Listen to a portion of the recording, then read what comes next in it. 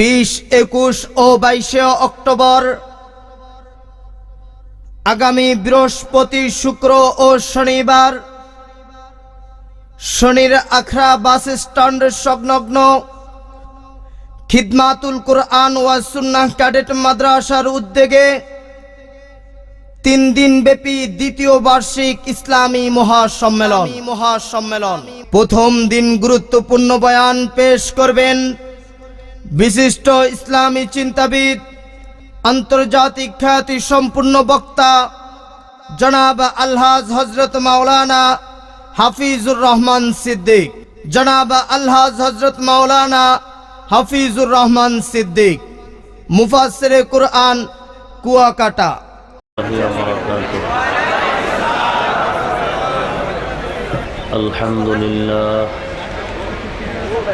الحمد لله الذي جعل الشمس والقمر بحسبان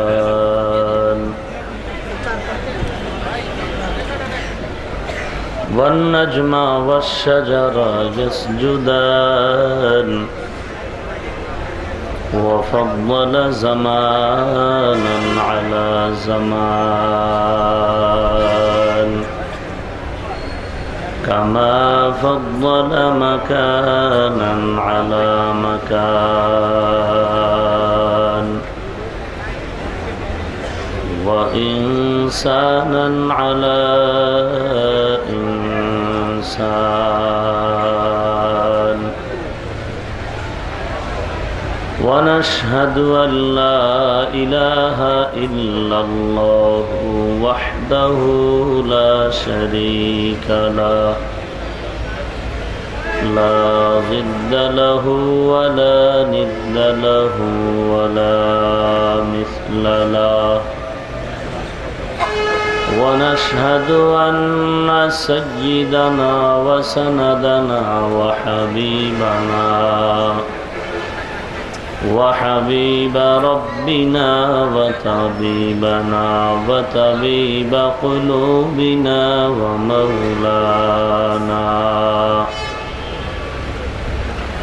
ومولانا محمدا عبده ورسوله صلى الله تعالى عليه وعلى آله وأصحابه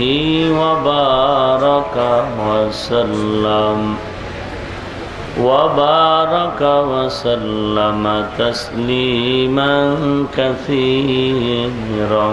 كثيرا الذي أرسله الله تعالى بالحق بشيرا ونذيرا وداعيا إلى الله بإذنه وسراجا منيرا أما بعد فأعوذ بالله من الشيطان الرجيم بسم الله الرحمن الرحيم ألف لام ميم ذلك الكتاب لا ريب فيه هدى